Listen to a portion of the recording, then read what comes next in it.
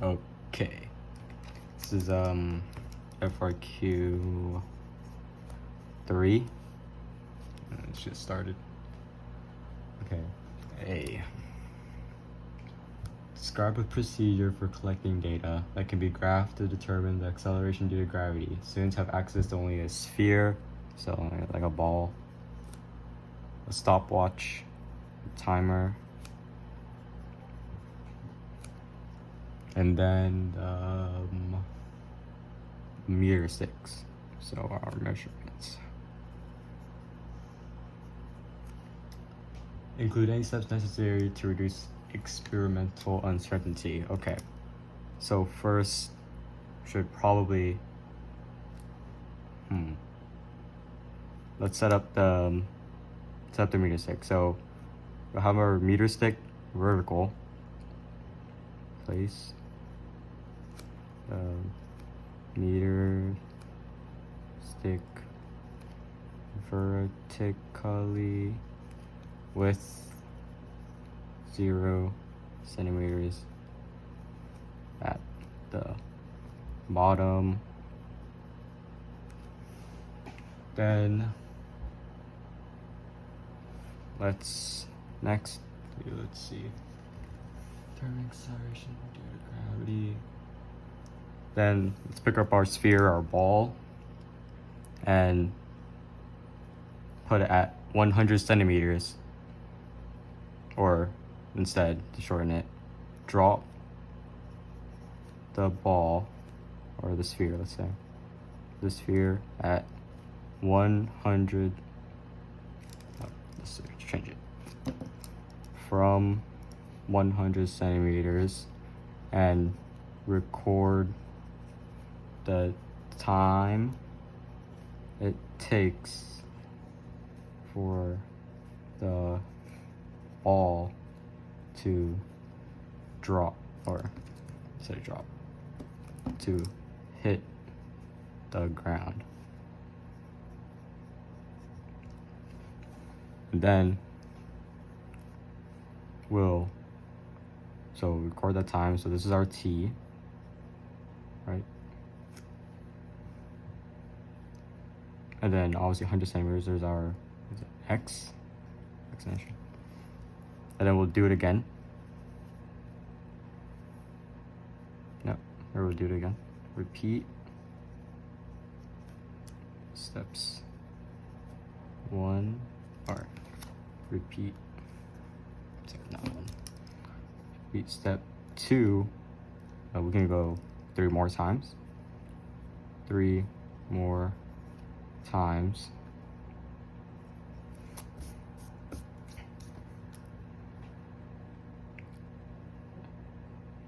Wait. Repeat step 2 3 more times. Alright,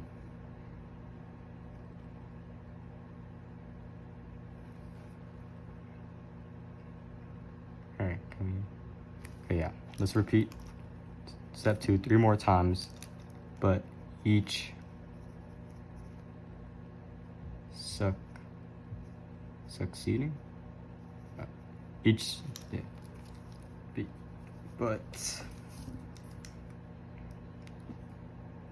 have, or sorry, drop the ball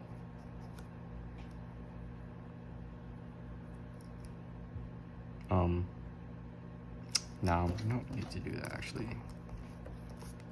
3 more times and find the average of the times to reduce, what do they want us to do? Reduce experimental uncertainty. Experimental uncertainty. Alright. Let's see, are we done? We graph to determine.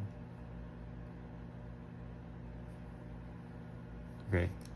And now this will give us a proper time, gives our position, and we'll use this formula. Use the formula x equals x0. Actually, this is x0 on the ground. This is really just x right here. X0 plus v0t plus 1/2 a t. Right. Yeah. And then this is really, the change of position is really just, oh shoot, 100.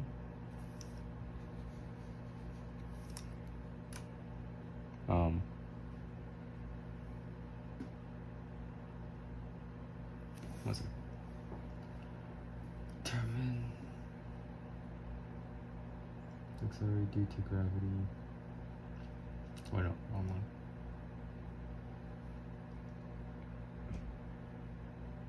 Cause see, we'll have change position 100. So we have the change of position, which is 100. Just move that over so that equals 100. Like, God, I mean, we don't even. Okay, yeah, we could just use this formula. It's not in it. To find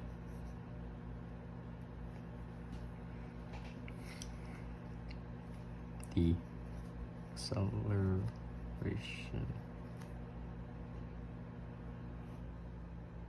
Alright. B.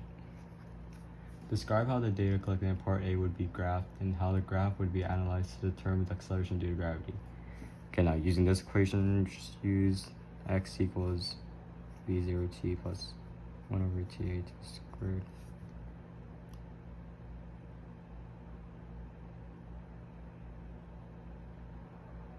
Yeah. We know object is first at rest, right? So initial velocity is 0, and that means v0t is 0. Now we get x equals to 1/2 at squared. Since we're looking for a, let's just isolate. Means 2x equal to at squared. Then a is equal to 2x/t squared. And then the way the graph should look, just draw a mini graph here. I don't need to. The bottom should be, the x-axis should be t squared. And it'll rise over 1, and this should be 2x. Is that everything?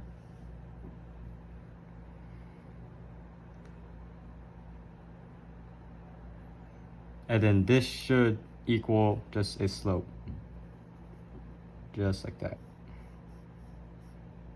And that's how the acceleration should be. Alright, C. C1.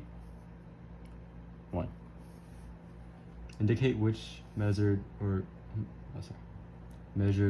calculated quantity. Oh, actually before that, the students correctly determined that the relationship between velocity and time is given by v is equal to g sine theta over t, with t on the horizontal axis.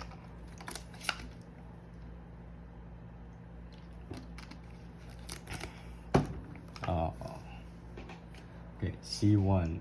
Indicate which measured or calculated quantity could be plotted on the vertical axis to yield a linear graph whose slope can be used to calculate an experimental value for the angle of the track. You may use the remaining columns in the table as needed to record any quantities, including units that are not already in the table. Okay, so a linear graph. Let's see, we have the table here. So V M over S, and this is T S T. The values they give us are 1.0, 1.7, 3.0, 3.7, and 5. Those are velocities, and our time is, or times 0.1, 0.3, 0.5, 0.7, 0.9. and they want us to find a linear graph whose slope can be used to determine, and the horizontal axis. So we were looking at for a vertical, and then our horizontal, which is given, is t. And since we have t right here, we can just use v to get the linear graph that they want us, and that is 1, 2. Next, let me open it.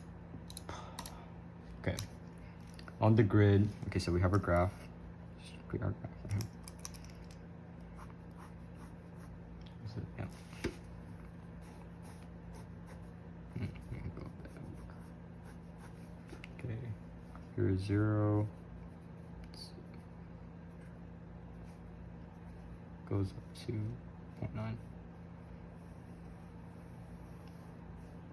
0.1, 2, 3, 4, 5, 6, 7, 8, 9, 1, 2, 3, 4, 5, 6, 7, 8, 9. Okay. And here it goes to 5. So this 1, 2, 3, 4, 5, 6, 7. Then for this one, we'll just go by ones, or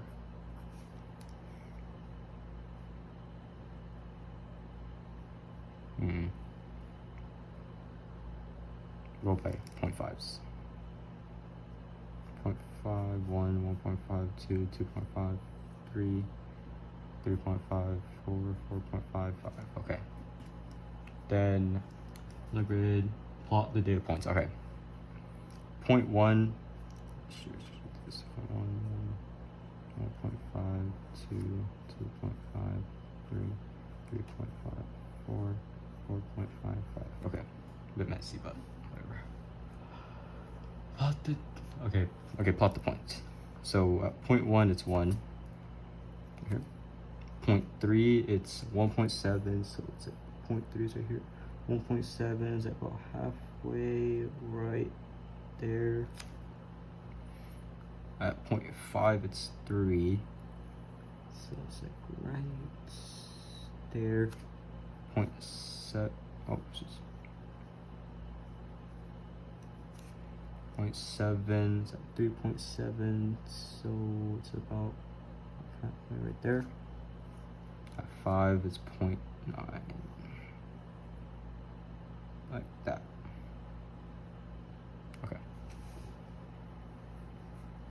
think it's a bit off.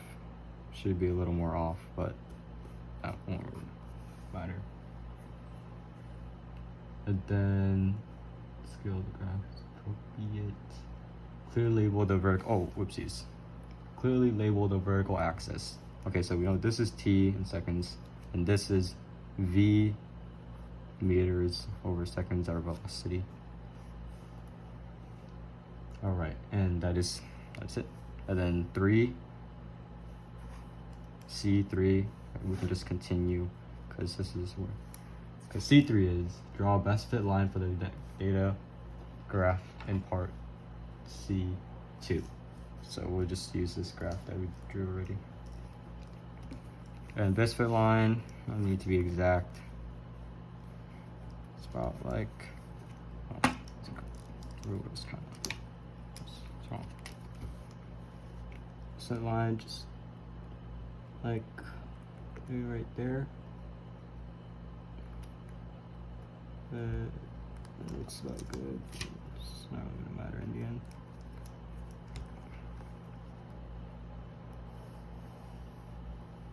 Alright. See, about the same, right? 3, 2 works out. There's our best fit line. Alright, then D. Okay, so we just continue on the next page.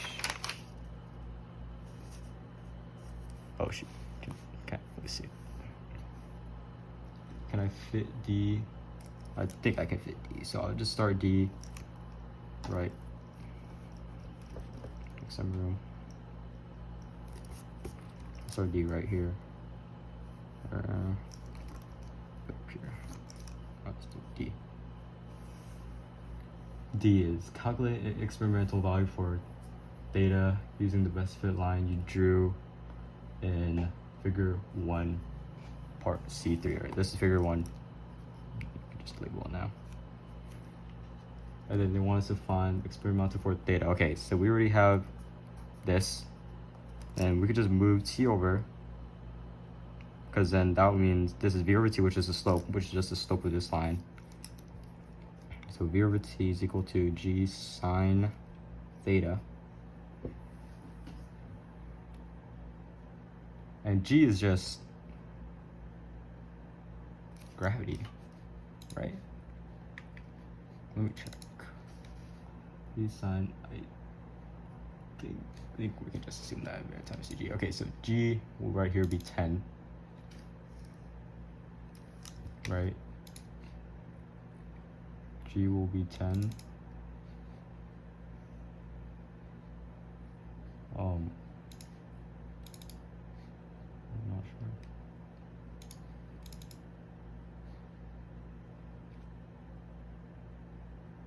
Okay, yeah, so we'll just go with that. G is 10. 9 point whatever. G is 10. Okay, so we have v over t equals g sine theta. Now, since we have v over t, we should find the slope. And we'll just go by our line. Is there any points that are obvious? Okay, right here, 0.4. What's that? Oh, just misses 2.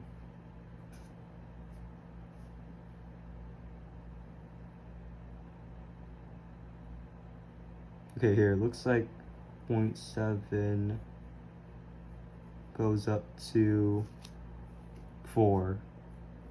So since this is a linear graph, we can just use wrong way. Wait, no, I said 2, I meant 4. Looks like 0.7 goes up to 4. So if the velocity of v is 4 over 0.7 equals to g sine of theta. I know g was 10, so we divide by 10.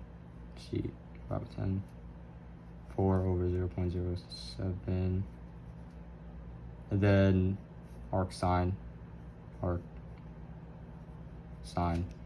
equal to theta. Here's our theta. Theta is equal to, second calculator.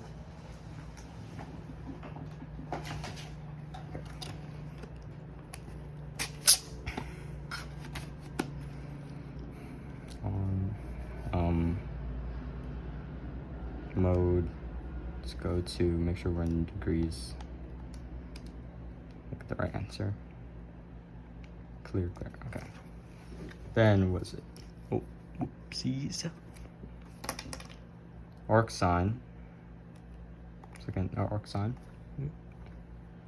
of 4 over 0.07.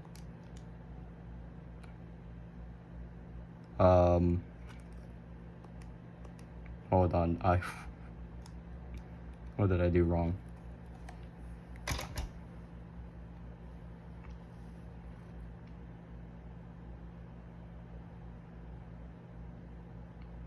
Error.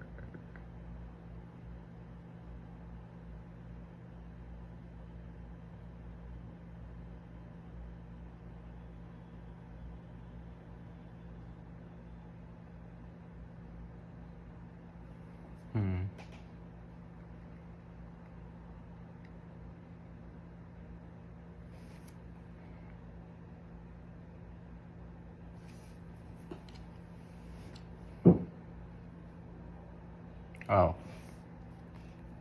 I see, my mistake. Do I?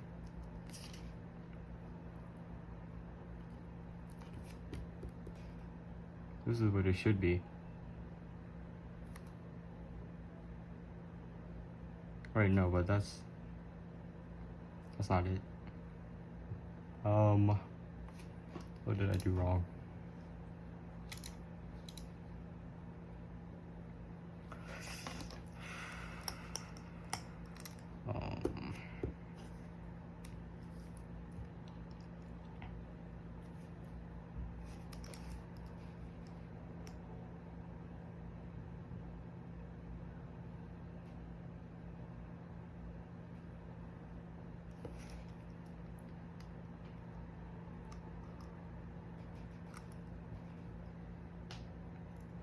What the heck?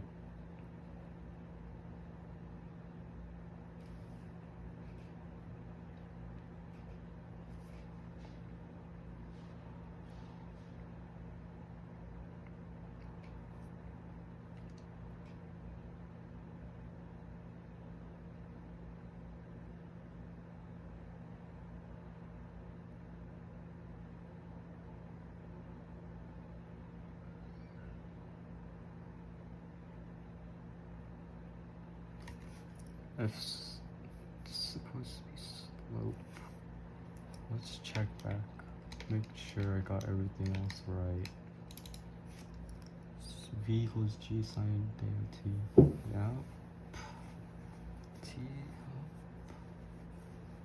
rise over. Is this rise over run?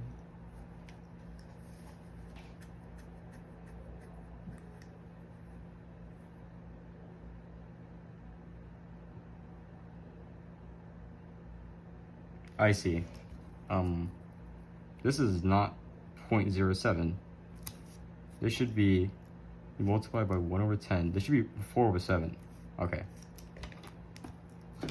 That's a very big whoopsie. Sine, arc sine of V/7.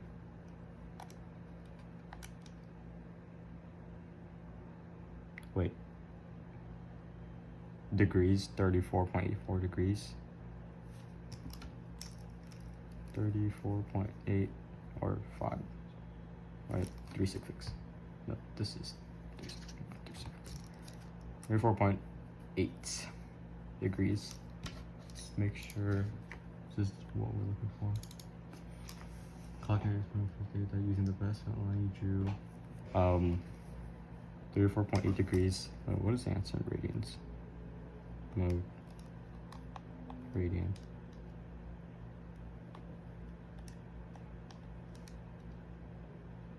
Okay, well that, but I don't think we use radians in this class.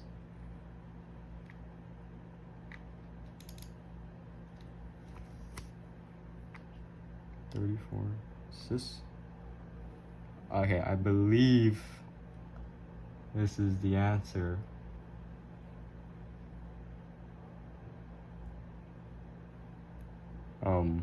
I'm not sure if you can go check. Well, I'll go check the answer. And then, alright, open it up. Okay, the answer, wrong one. The answer is point for value within a range of 25 to 35 degrees. Okay, looks like we just hit it. And they're done.